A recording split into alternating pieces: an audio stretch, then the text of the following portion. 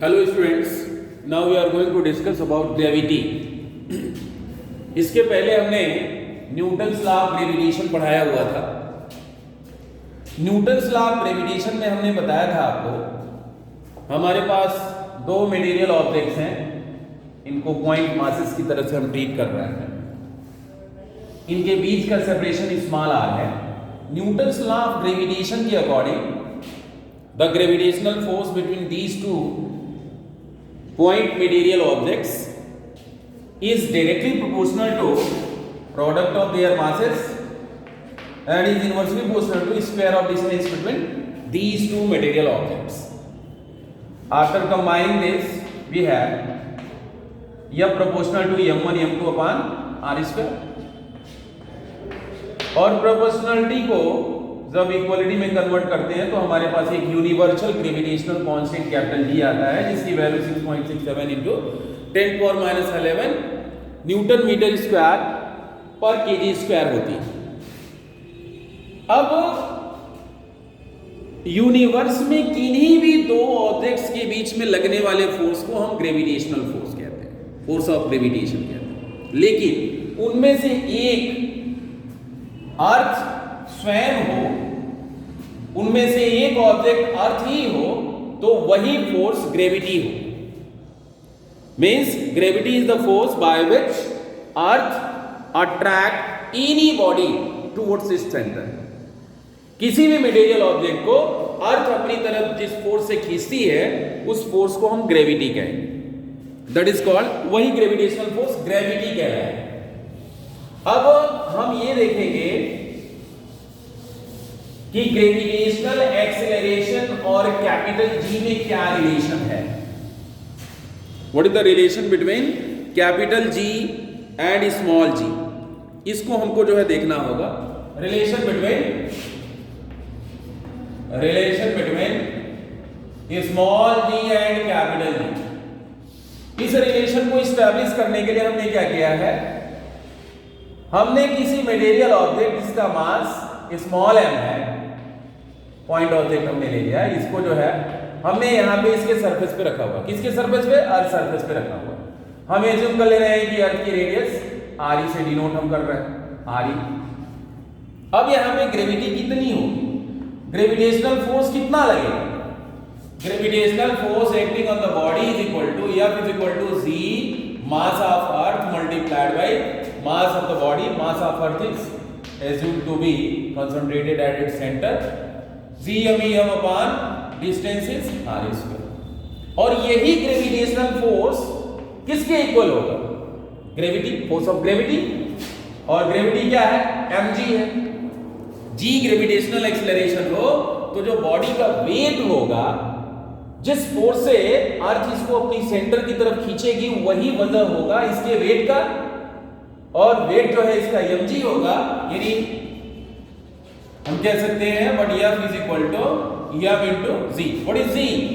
Ji is gravitational acceleration. So by these two relations we may write mg is equal to capital G m upon RE square.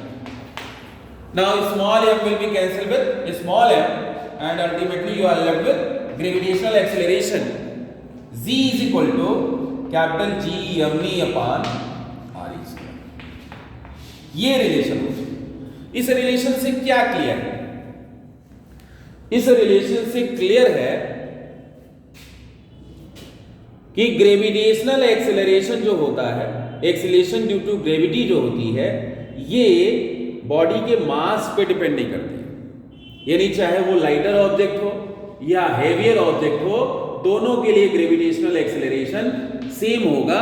यानी किसी equal height से इनको release किया जाए, छोड़ा जाए, तो दोनों जो है साथ साथ पहुंचेंगे। अगर हम resistive forces like friction, viscosity, ये सब चीजों को इग्नोर कर ले तो ये दोनों मटेरियल ऑब्जेक्ट एक साथ जो है पहुंचेंगे।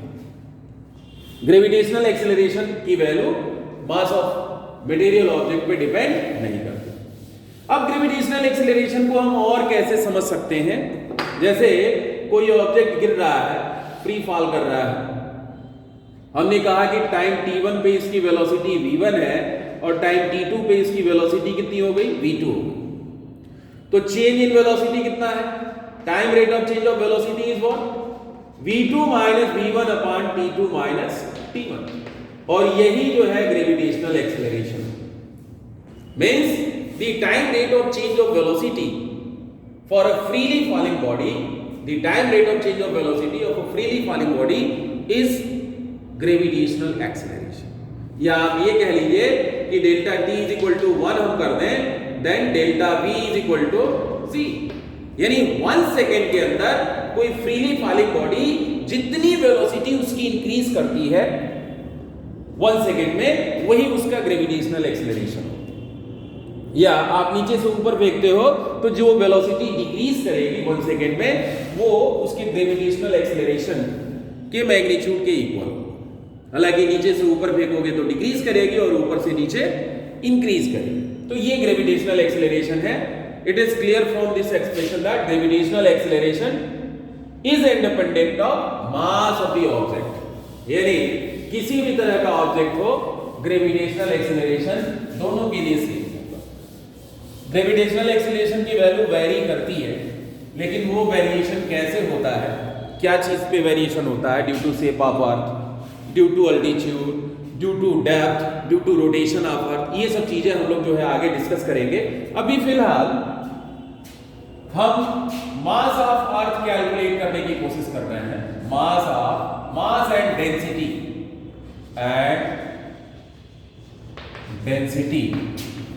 of Earth.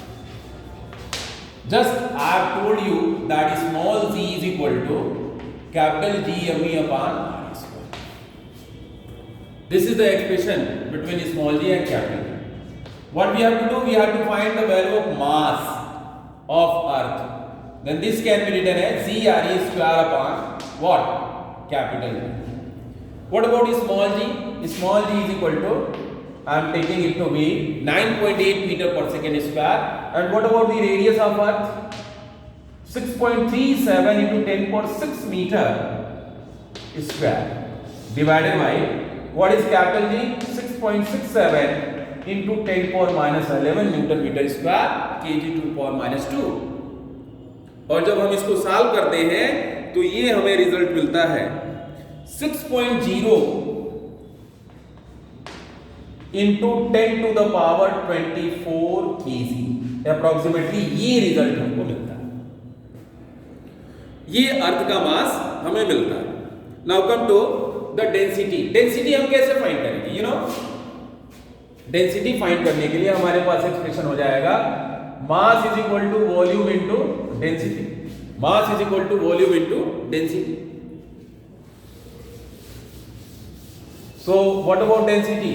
Density is equal to mass upon volume. Density is equal to mass of Earth divided by volume. Volume is 4 by 3 pi re cube. And what about the mass? Mass is equal to g re square upon capital G. इसको हम लिख लेते हैं g re square upon capital G, means this is 4 pi capital G re cube and this is 3. So this can be written as 3g upon 4 pi capital G re. ये value होगी density, 3g upon 4 pi re capital G, ये value होगी। So what about density? Density is equal to 3 multiplied by 9.8 upon 4 multiplied by 3.14 multiplied by 6.67 into 10 power minus 11 multiplied by 6.37 into 10 to the power 6। इसको जब solve करते हैं तो around ये 5.5 into 10 power 3 kg पर metre cube हमें मिलता है। ये डेंसिटी है, ये डेंसिटी मिल गई। और मास अभी हमने बताया था 6.0 into 10 power 24। तो इस तरह से हमने ये टॉपिक देखे। थैंक्स।